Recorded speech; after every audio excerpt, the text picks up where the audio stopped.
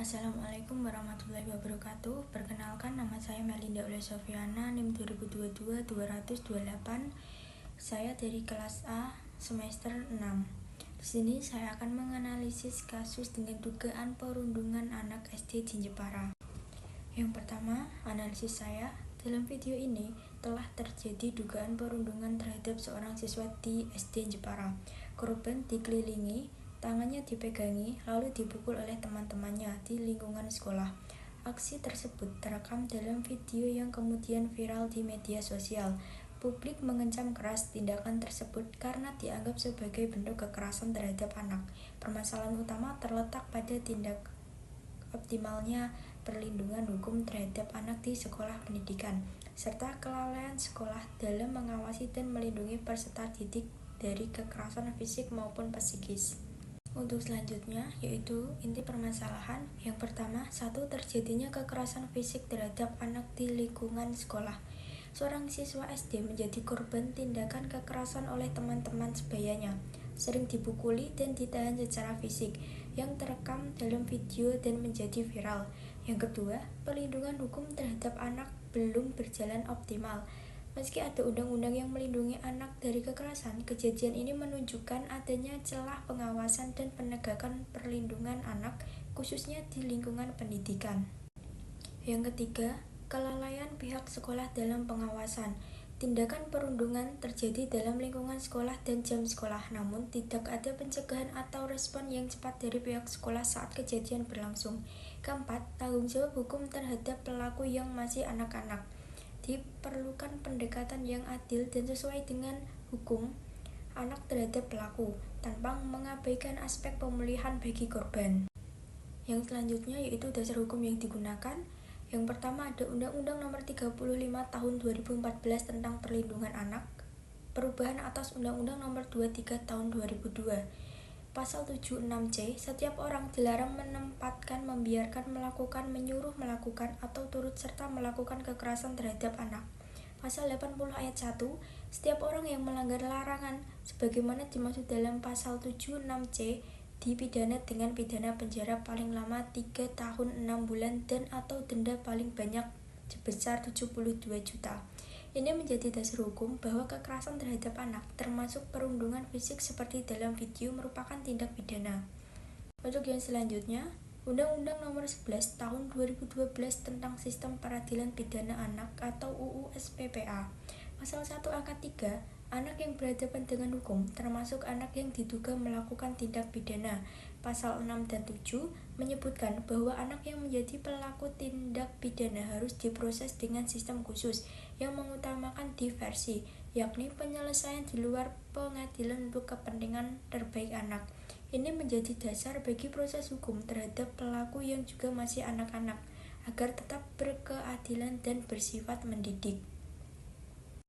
Yang ketiga, Permendikbud Nomor 82 Tahun 2015 tentang Pencegahan dan Penanggulangan Kekerasan di Satuan Pendidikan. Pasal 2 ayat 1, setiap satuan pendidikan wajib mencegah terjadinya kekerasan di lingkungan sekolah. Pasal 9-12 mengatur langkah-langkah penanganan khusus kekerasan oleh sekolah, termasuk pendampingan terhadap korban dan saksi bagi pihak yang lalai. Dasar hukum ini memperjelas bahwa sekolah wajib bertanggung jawab atas terjadinya kekerasan di lingkungan pendidikannya. Yang keempat, Undang-Undang Nomor 20 Tahun 2003 tentang Sistem Pendidikan Nasional. Pasal 54 ayat 1, peserta didik pada setiap satuan pendidikan berhak mendapatkan perlindungan dari tindakan kekerasan, diskriminasi, dan perlakuan tidak adil. Yang kelima, KUHP atau Kitab Undang-Undang Hukum Pidana. Pasal 170 KUHP, jika kekerasan dilakukan bersama-sama dan menimbulkan luka, barang siapa dengan terang-terangan dan dengan tenaga bersama menggunakan kekuatan terhadap orang atau barang. Yang selanjutnya yaitu legal standing atau kedudukan hukum para pihak.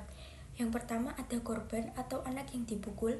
Korban adalah anak yang menjadi sasaran kekerasan fisik oleh teman-temannya di lingkungan sekolah. Sebagai anak, korban memiliki hak atas perlindungan hukum dan rasa aman selama berada dalam proses pendidikan.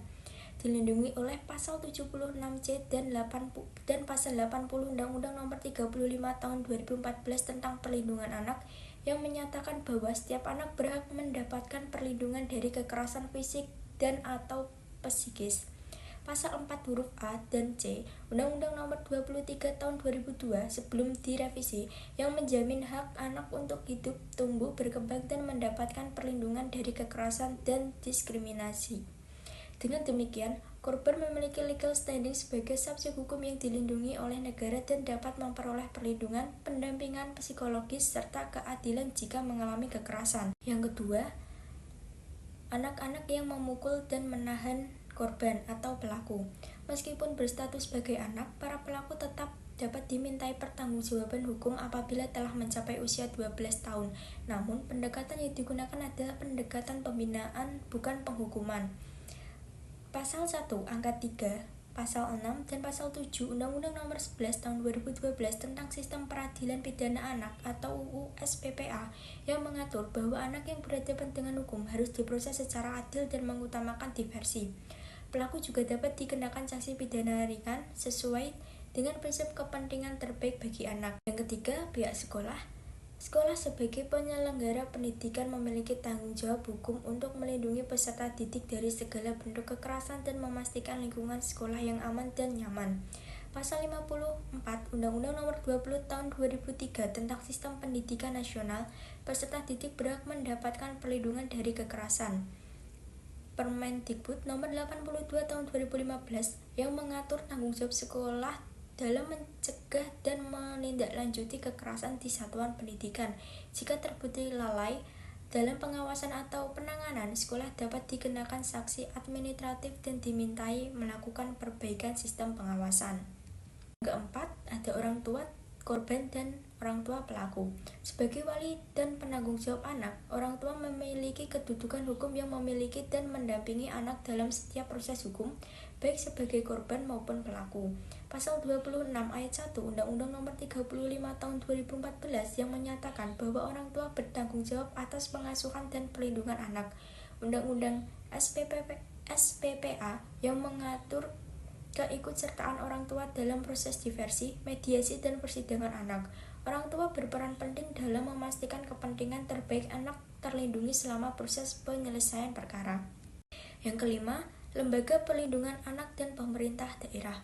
Lembaga Perlindungan Anak atau LPA dan Dinas Pemberdayaan Perempuan dan Perlindungan Anak memiliki peran sebagai pengawas, pendamping, dan pelindung anak. Pasal 71 Undang-Undang Nomor 35 Tahun 2014 yang mengatur peran pemerintah dan masyarakat dalam perlindungan anak. LPA dapat memberikan pendampingan psikososial dan hukum kepada anak korban maupun anak pelaku. Dengan kedudukan ini, lembaga terkait berwenang melakukan intervensi, pengawasan, dan pemulihan terhadap anak yang berhadapan dengan hukum. Itu penyelesaian yang dapat diambil ada dua. Yang pertama, jalur non-litigasi atau alternatif di luar pengadilan atau disebut dengan diversi.